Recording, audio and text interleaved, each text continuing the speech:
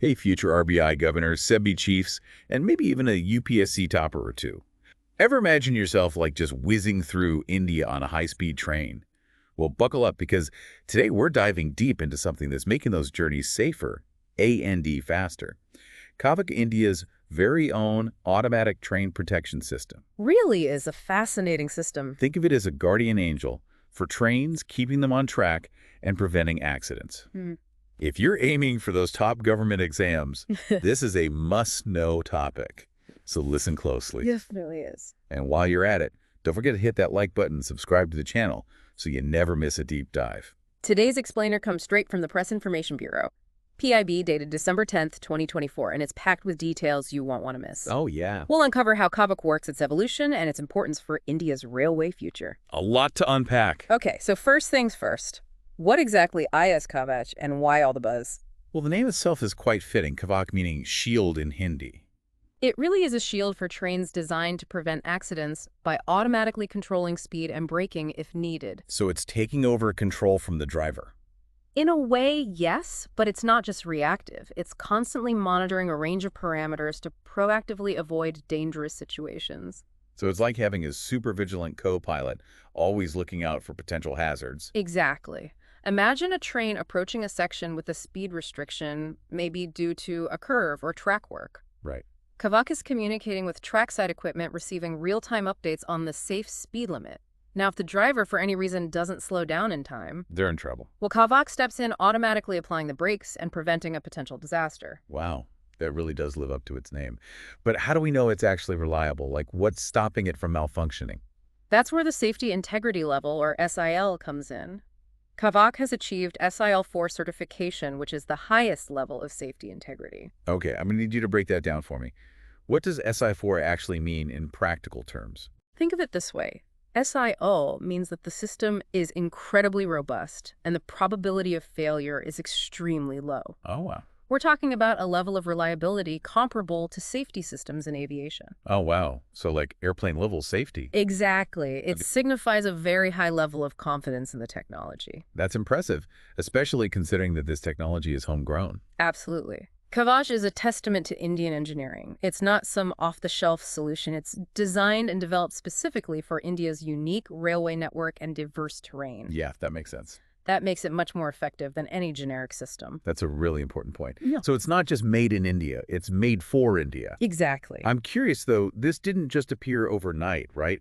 What's the story behind Kavach development? You're right. It's been quite a journey. The initial field trials started back in 2016, and there have been several iterations and improvements since then.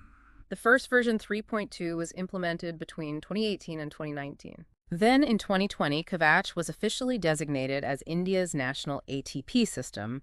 And now in 2024, we have the latest and most advanced version, Kavach 4.0.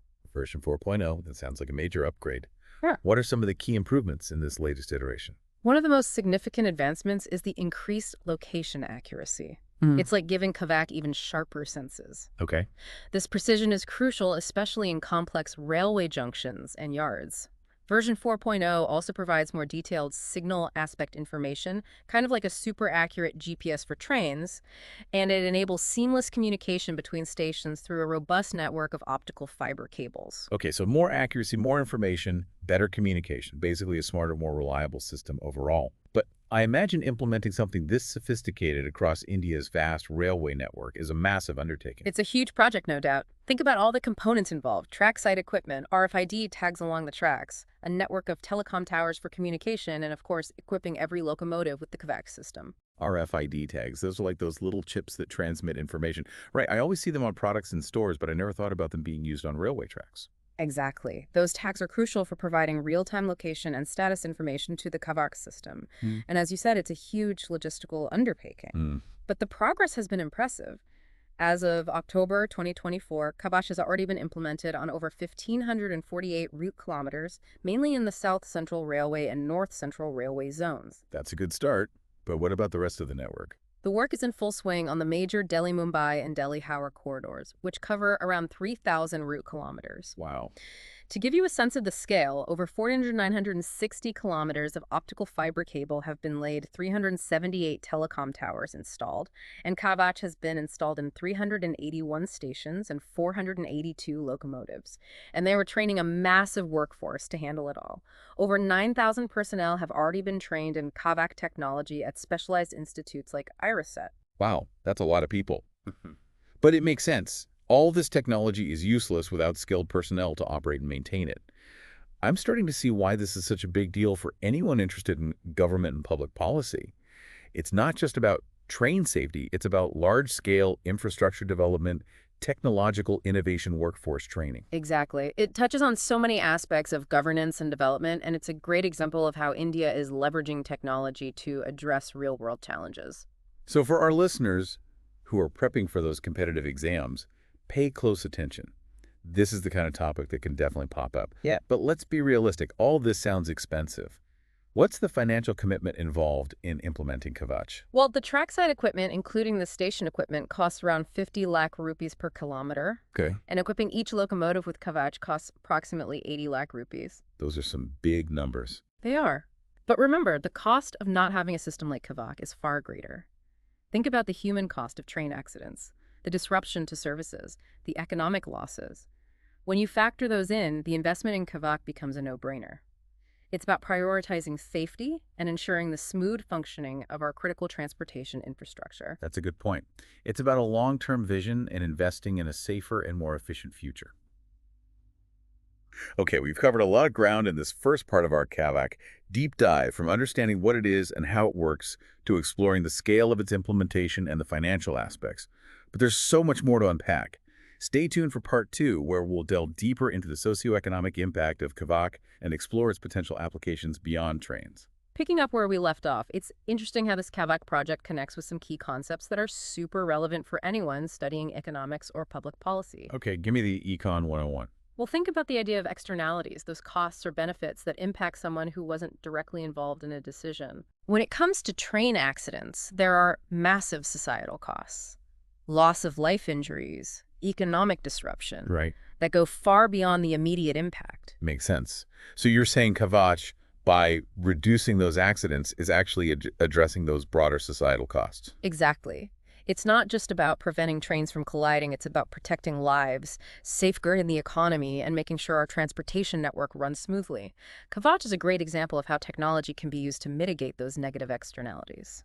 Yeah, it really highlights the ripple effect of like a positive change that something like Kavach can create. It's not just about trains, it's about a safer, more efficient India overall. Right. And that brings us to another important concept, risk management. Right. Any government business, even an individual, needs to assess and manage risks effectively. And for Indian railways, train accidents are a huge risk factor. Implementing Kavach is a proactive step towards managing that risk, minimizing potential losses, and creating a more resilient railway system. So aspiring policymakers and future leaders take note. Kavach is a real-world example of how technology can be used for risk management and addressing those tricky externalities. Yeah. Definitely something that can impress those examiners. But let's get back to the tech itself for a minute. We talked about that CELO 4 certification, but I'm still a bit fuzzy on how Kavach actually achieves that level of reliability. What's going on under the hood, so to speak? It all comes down to some clever engineering principles primarily. Redundancy, diverse technology, and rigorous testing. Okay, break it down for me. Redundancy, diverse technology. I'm intrigued. Think of it this way. Redundancy is like having a backup plan. Okay.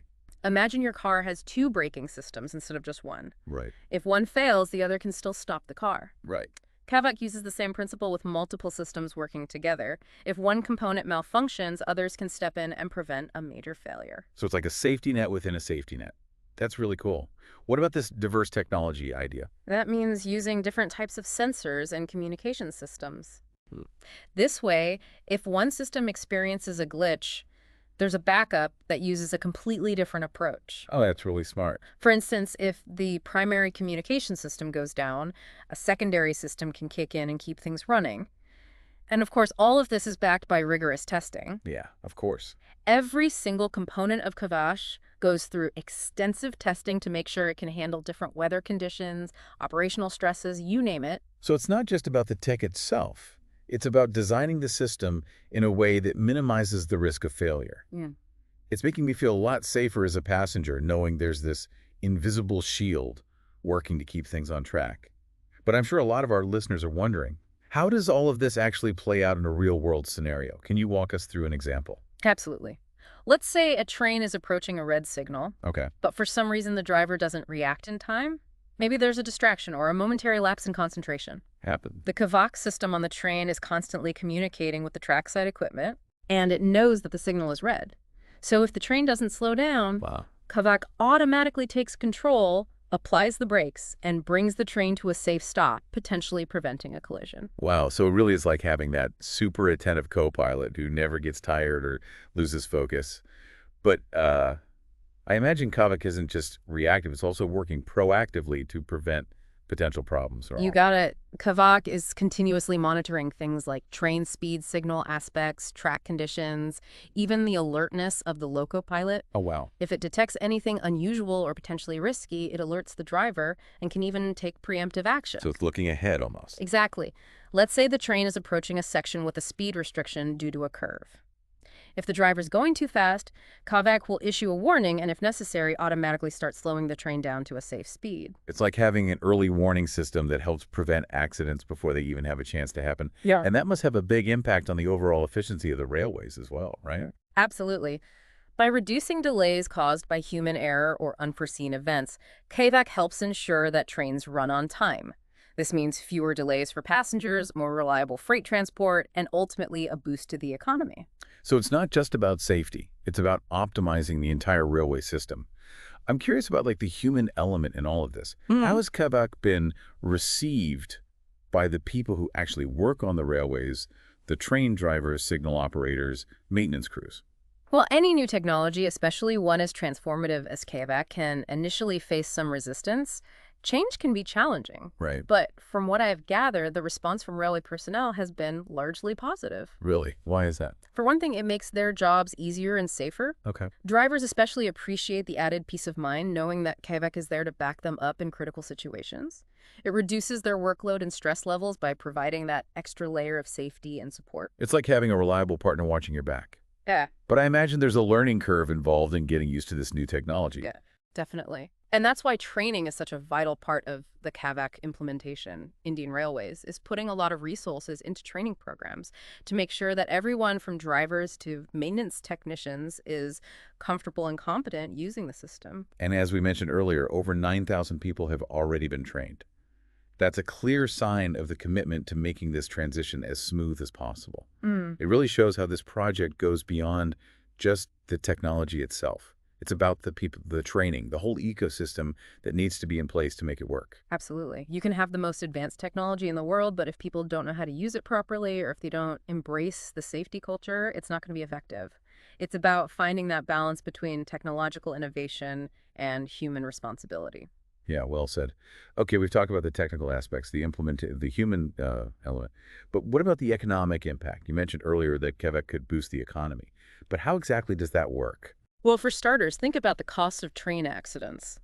Not just the immediate costs of repairs and compensation, but also the wider economic impact. Accidents can disrupt supply chains, delay shipments, damage goods. Kavach, by preventing accidents, helps avoid those costs. So it's saving money in the long run. Exactly. But are there any other economic benefits beyond just preventing those negative impacts? That's what I'm wondering. Absolutely. A safer and more efficient railway system can actually boost economic growth in several ways. Okay. For one, it can increase freight capacity. With a more reliable system, more goods can be transported by rail, which is generally more cost-effective than road transport. Makes sense. This can lower transportation costs for businesses, making them more competitive. So it's not just about preventing losses, it's about creating opportunities for growth. Exactly. And I imagine this also has implications for things like tourism and regional development, right? Yeah, I was just thinking that. Precisely. A modern, efficient railway system can attract more tourists, especially for longer journeys. This can benefit local economies and promote regional development. And don't forget about the jobs created by the Kavach project itself, from manufacturing and installation to operation and maintenance. Oh, right. It's a significant investment in infrastructure that creates both direct and indirect employment opportunities. So it's really a multifaceted economic impact. It's about reducing costs, increasing efficiency, creating jobs, and even boosting tourism. Quite a package. It is, and it's a great example of how a well-planned infrastructure project can have a positive ripple effect throughout the economy. We've covered a lot of ground in this second part of our deep dive. It's been a fascinating discussion exploring the different dimensions of this truly transformative technology. It has. But before we wrap things up, there's one more aspect of Kavach that we need to explore. Its potential beyond trains. Can this technology be applied to other forms of transportation? And what does it mean for the future of mobility in India? Stay tuned for part 3 of our Kavach deep dive, where we'll tackle those very questions. Yeah, you know what's really exciting about Kavach is it's not just limited to trains. Oh, really? Yeah, the underlying principles, like the whole idea of collision avoidance, automated safety measures, real-time monitoring, Right. those can be applied to other modes of transportation as well. So we could potentially see like Kavach-like technology on buses, metros, maybe even self-driving cars. Exactly. Imagine a future where buses on our highways are equipped with systems that prevent them from drifting out of their lanes, automatically adjust their speed to maintain safe distances from other vehicles, and even communicate with traffic signals to optimize traffic flow. Think about the potential for reducing accidents and congestion in our cities. That would be incredible, especially like in a city like Delhi or Mumbai, where there's just so much traffic. It's exactly. What about self-driving cars? That technology is advancing so rapidly, and a system like Kavach could be crucial for ensuring safety and like building public trust. Absolutely. Self-driving cars rely heavily on sensors, communication systems, and real-time decision-making. Integrating Kavach-like safety features could add an extra layer of protection, preventing collisions, and making those vehicles even safer in complex traffic situations. So it's like taking the best of both worlds, combining the AI of self-driving with the proven safety of Kavach. Exactly. With all this talk of advanced technology, one question that comes to mind is cybersecurity. How do we make sure that these systems can't be hacked or tampered with? Yeah, that's a great question and a valid concern. Especially in like critical infrastructure like transportation. You're absolutely right. As we become more and more reliant on these interconnected transportation systems, cybersecurity becomes absolutely paramount. It does. Imagine the chaos if someone could hack into a system like Kavach and disrupt train operations or cause accidents. The consequences could be disastrous. Definitely not something we want to think about. So how do we address those concerns? Robust cybersecurity measures are essential. Like what kind of measures? This includes things like strong encryption, secure communication protocols, regular security audits, and constant vigilance against potential threats. It's an ongoing process of staying ahead of the curve and making sure that these systems are protected from malicious actors. So for our listeners who are interested in technology and cybersecurity, this is a field with huge potential. Huge. Protecting our transportation infrastructure from cyber attacks is going to be a critical challenge and a major opportunity in the coming years. Absolutely. And it's not just about technical skills. It's about having a deep understanding of risk management, security protocols, and the constantly evolving landscape of cyber threats. It's a field that requires both technical expertise and a strategic mindset. And beyond the cybersecurity aspect, there's also the broader question of workforce development. As India adopts these advanced transportation technologies, we'll need a whole generation of skilled professionals to design, implement, operate, and maintain these systems. Absolutely. We need engineers, technicians, data analysts, software developers, cybersecurity experts. It's a lot. It's a massive undertaking that will require a skilled and adaptable workforce. And that's where our listeners come in. Whether you're aiming for the RBI, SEBI, UPSC, or any other challenging career path, understanding these emerging technologies and their impact is crucial. It's not just about the tech itself, it's about shaping the future of India. Well said. And it's not just about technical skills. It's also about critical thinking, problem solving, and the ability to adapt to a rapidly changing technological landscape. These are the skills that will be in high demand as India embarks on this exciting journey of transportation transformation. But we've gone from understanding what Kavach is to imagining how its principles can be applied to revolutionize transportation in India. We've talked about safety, efficiency, economic benefits, cybersecurity, and the need for a skilled workforce. It's been quite a journey. It really has. We've covered a lot of ground today. And for our listeners, here's a final thought to ponder. As these technologies become more sophisticated and more integrated into our lives, we need to think about the ethical and societal implications. How do we ensure that everyone has equal access to these advancements?